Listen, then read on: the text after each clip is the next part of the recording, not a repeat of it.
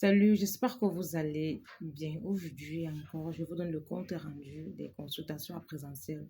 Aujourd'hui, comme d'habitude, la nature a fait son trait. Aujourd'hui, la plupart des personnes que j'ai reçues, c'est des personnes désespérées. Des personnes qui disent, oh, j'ai déjà tout fait, j'ai déjà marché, j'ai déjà fait ceci, mais rien ne marche, Carole. Je suis venue me disant que bon, avec toi, j'aurais peut-être un petit coup de pouce ou un petit changement ou un soulagement. Avant de vous parler du sujet principal, j'aimerais vous dire certaines choses. Vous savez, lorsqu'on vous demande peut-être de faire des libations, ou alors lorsqu'on vous dit aller au niveau des tombes, il faut vous renseigner. Renseignez-vous vraiment pour savoir ce que vous devez faire sur les tombes. Parce que j'ai reçu une fille aujourd'hui, elles ont déjà beaucoup marché, elles ont déjà tout fait, et que elles ont déjà parlé au niveau des tombes. J'ai dit, quand tu arrives au niveau des tombes, qu'est-ce que tu fais? Je nettoie, après je prends la boisson, je donne à tout le monde qui veut boire. Il dit que c'est justement ça le problème. Dans ta tête, tu te dis que c'est comme ça que ça se fait. C'est pas comme ça que ça se fait. Quand tu arrives devant les tombes, tu nettoies, tu parles, tu dois aussi nourrir la personne qui est là. Il faut verser le vin. Il faut verser le vin rouge.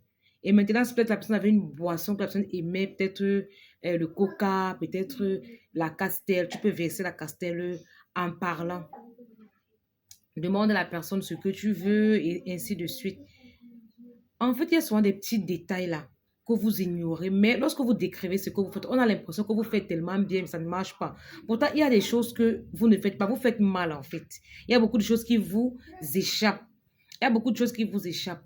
Par exemple, je prends un exemple, c'est moi quand j'arrive au niveau des tombes de mes grands-parents. Je dis toujours à mes grands-parents que je n'aimerais plus venir ici là parce qu'il y a deux. Arrêtez ça. J'aimerais venir ici vous annoncer une très bonne nouvelle et vous dire merci par rapport à ce que vous faites pour moi de l'autre côté. Mais vous ne savez pas ça. Il y a beaucoup de choses qui vous échappent.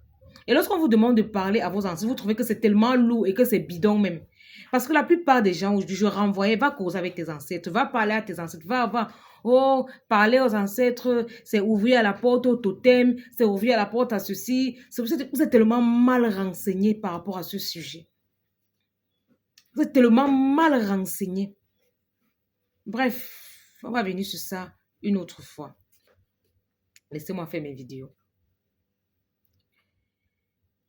Et je voulais parler des consultations d'aujourd'hui. Il y a une fille qui m'a beaucoup marquée parce que elle est victime d'un esprit de rejet un peu très fort. L'esprit de rejet là est un très grand blocage dans sa vie parce que cet esprit de rejet la sépare des personnes qui peuvent l'aider. Elle dit, c'est comme si elle est toujours placée au mauvais endroit, au mauvais moment. Elle perd les personnes qu'elle aime pour un rien, pour des petites situations. Nombreux d'entre vous vivent cette situation-là. Mais vous croyez que je peux dire quoi? Je ne sais pas comment je peux expliquer ça, mais nombreux parmi vous vivent ça. L'esprit de rejet de cette fille est tellement fort au point où les gens l'abandonnent. Genre, elle fait même une fête, elle invite les gens ne viennent pas. La première fois que j'ai eu une patiente comme ça qui avait un esprit de rejet un peu très fort, la fille là dans la vision, quand moi je la voyais, elle marchait avec un nuage au niveau de sa tête où il pleuvait. Le nuage là était sombre, il pleuvait uniquement sur elle. Ça veut dire elle marche avec la poisse matin, midi, soir. J'avais dit à la fille là que je suis pas au niveau de ton problème, cherche un initié. Ce que je vois que tu portes sur ta tête là, je ne peux pas bagarrer avec ça. Je ne peux pas. Je ne peux pas dépenser l'énergie à 90% pour une seule personne. Je ne peux pas m'engager sur ce terrain. Nombreux parmi vous vivent cette situation. L'esprit de rejet peut se manifester comme un très grand blocage qui vous ralentit dans tout ce que vous faites. Elle a perdu sa meilleure amie. Elle a eu le problème avec son frère. L'homme avec qui elle sautait, elle a eu le problème avec la famille. Juste c'est-à-dire à cause des petites choses. Tout le monde peut dire un truc, mais dès qu'elle parle, on dramatise tellement. Ça devient grave aux des gens au point où on ne lui parle plus, on ne lui adresse plus la parole. Où elle travaille, elle a eu des problèmes juste parce que elle s'entendait avec quelqu'un. Elle a l'impression que bon, je vais toller ma maison. Quand je vais toller ma maison, je vais inviter les gens, je vais faire à manger. La personne est partie dire à l'autre personne, elles sont fâchées contre elle. Il y a eu la jalousie. Et maintenant, quand Comme c'est parti de bouche à bouche, on a commencé à demander à tout le monde. C'est toi qui as dit à tel, c'est tout le monde a nié. Et la personne avec qui elle a eu la discussion, là, lui a même dit que toi et moi, on n'a jamais parlé de ça. Regardez même pas à quel niveau, à quel niveau ça arrive. Faites très attention. Le rejet, là, ça transforme les gens. Ça change les personnalités des gens. Faites très attention. Faites vraiment attention par rapport à ça parce que cette femme, à cause du rejet aujourd'hui, elle est habituée à vivre dans la frustration et elle est tellement triste. Quand elle est venue en conversation, je lui ai dit arrête d'être tellement triste. Elle me dit je vis déjà avec parce que personne ne m'aime, même dans ma famille, tout le monde me rejette. Je sais pas ce que je fais. Je veux même acheter l'amitié, je veux m'acheter les relations, ça ne marche pas.